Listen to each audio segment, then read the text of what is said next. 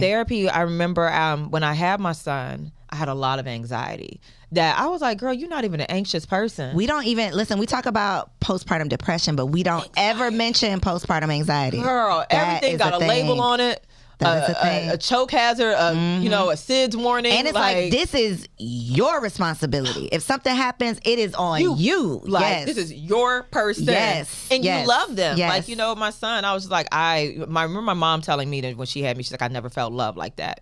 And like, it's true. Becoming a parent, you're just like, oh my gosh, I didn't know. Yeah. Wow. Like, I love you beyond. Yeah. And so I had all these roles that I was playing. I was CEO, I was mom, I was wife. And my therapist was like, you've never renegotiated your relationships in these role changes. And you haven't given yourself time to deal with these different roles. You're just rolling with the punches instead of being like, okay, who am I in this space? Yeah. So therapy was really helpful in that regard too. Listen, okay, so let's talk about maternal, because becoming a mother, you know, I feel like people be judging me when I say this, but I can only be honest, okay? What I thought, like, my first introduction to postpartum depression was like an episode of ER. It was like a woman had come in, she had tried to harm her baby, and in my mind, that's what postpartum depression meant. Right. It's like, you don't like your baby, you don't love your baby. That's what it meant to me. Let it cry in a room. And listen, don't cancel me, don't kill me in the comments. That's truly what I thought it meant. Yeah. But then you become a mother, and I'm a part of all of these Facebook groups because I don't know what the hell I'm doing. I'm just trying to figure it out. So I'm getting a part of these communities to try to get with other people. And the things that they were going through and talking about, I could not necessarily identify with. But then I had my baby. And I still don't necessarily feel like I never wanted to harm my child. I never wanted to harm myself.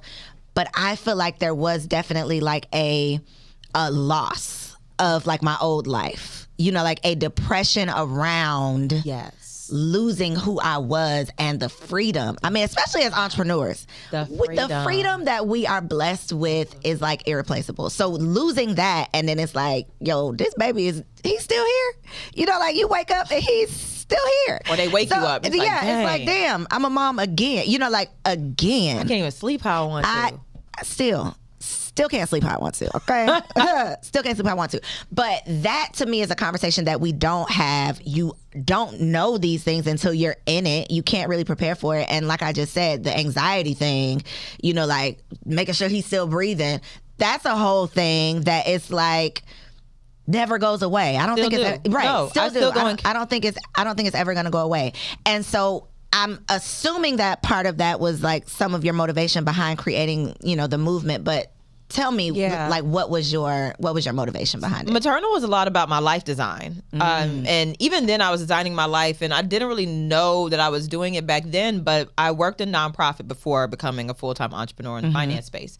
And so we talked a lot about maternal mortality. Like, this was before it was a buzzword. This is like 2010, 2011. We're talking about maternal mortality. So I was terrified. I was like, yo, women are really dying. Having babies in like America. Post-2000s. And Georgia's like number one on the list. Yeah. And so I had anxiety about that. And so when I got pregnant, I had an OBGYN, I had a midwife, and I also had a birthing class instructor. So I took the Bradley birthing method, and then I had my midwife who I was paying for out of pocket, and then OBGYN who my insurance was paying. Yeah. And I realized, and I had an amazing like pregnancy, I had an amazing delivery. It was just beautiful. And I realized that I had a privileged birthing experience because I had the financial resources to do so. Yep. And I didn't want women not to have a beautiful and therapeutic birthing experience because they couldn't afford it. Yeah. Right.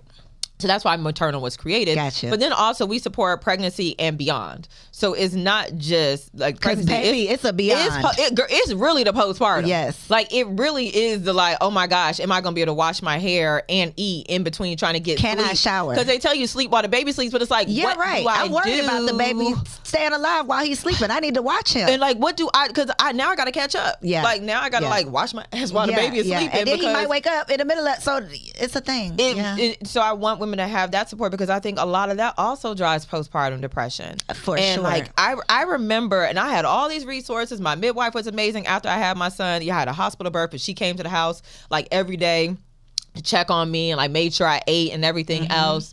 And my like Karis's father was also amazing. I was like, look, we got to eat. And so he found a chef and was having meal prep, like meals delivered. We ate so good in them postpartum days. But that really helped. I still remember sitting down in my room, like trying to find something to wear. And I was like, damn, I can't wear none of this. 'Cause my titties is leaking. I can't wear this. I can't wear this. I got to be able to like easy access and like breastfeed him and everything. And it hit, and I was like, wow, life is different. Like, girl, you can't even leave the house without putting your little nipple pad in because otherwise you're gonna have a little ring like right there on your shirt. You're gonna be embarrassed because the letdown done happened. And it was that, and then I wanted to get my nails done. I was like, I don't even have time to go get a manicure and a pedicure.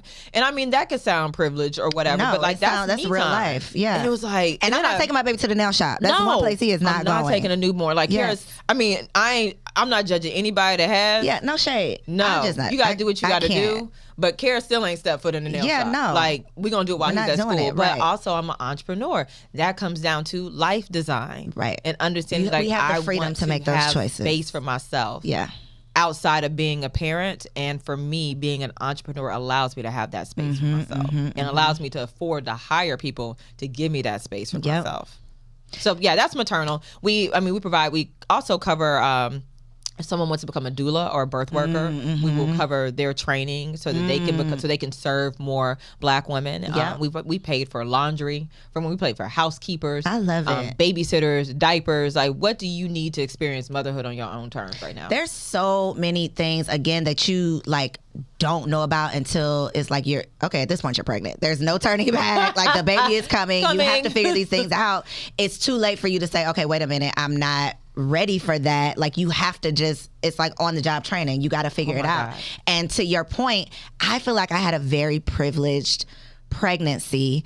My birth experience was not, I've never even talked about it, y'all. And I still got PTSD. I still can't really talk about it. I ain't gonna lie to you. But what I had prepared, because I'm preparing for everything. Yes, you're a prepper. Classes. Listen, I'm doing all of the things. Like, you had your overnight, you had your night nurse. Listen, like, well, I was like, when the baby coming? I had my night nurse. I had I had all of it. I paid for the doula. I paid out of pocket. My husband works for Kaiser. Like, when I say my baby would have cost like $500, like nothing. We paid out of pocket for a home birth, for a midwife, for the doula, for all of the things. And then nothing that I prepared for worked out the way that I anticipated.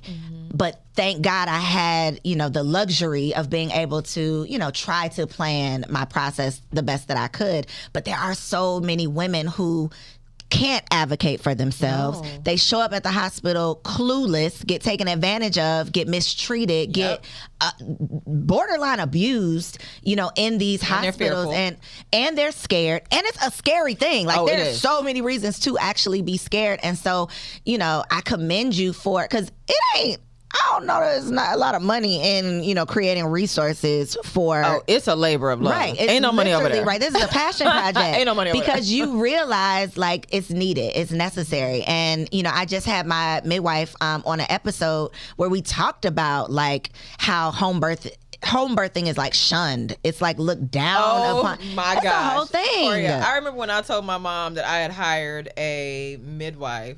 My mom was like, so you gonna have my grandbaby in the house like some? I was like girl, a heathen, like some savage. First of all, ma'am, like, he might be safer in the house than the hospital, and I might be safer there too. Yeah, I was like, but I'm gonna do my research, but it is shunned. Now, granted, I am not a home birther. I was not either. Not by choice. But people think because like I eat gluten free and everything else that I'm like the home birth. No, keep that in the hospital. Like, keep that trauma.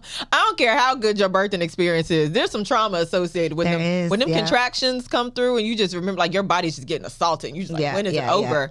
Like, I didn't want that in my house. I don't want to clean. It's messy. I believe.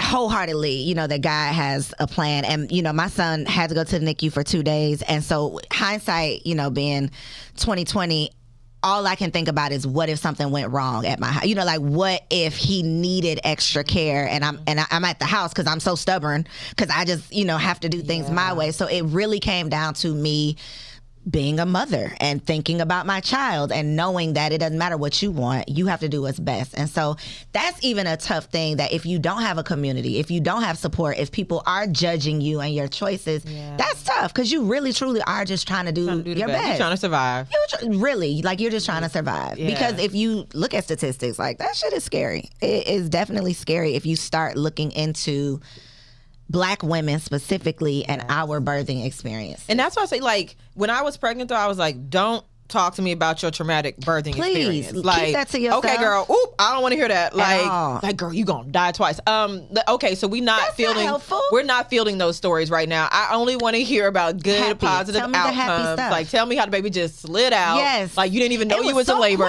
Yeah, girl, like, I didn't even know. I didn't know I was pregnant, and I just had a baby. I just showed up at the hospital. The baby was there.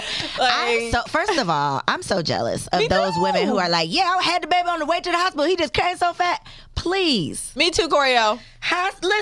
Listen, please. I'm still very prayerful. Maybe the second one. Hopeful, you know, God. I was so... God, I thought I was your girl. At labor, like, at hour, like, 20, I was like, oh. Listen. This ain't their late... Okay. I had, like, a 46-hour traumatizing me and my husband. I'm like... When I tell you... Me and my husband, we like thick as thick. Like he has seen me. You know, like if someone who experiences birth with you, it's like it ain't. You could literally, I could do anything in front of you. Like I can. Listen.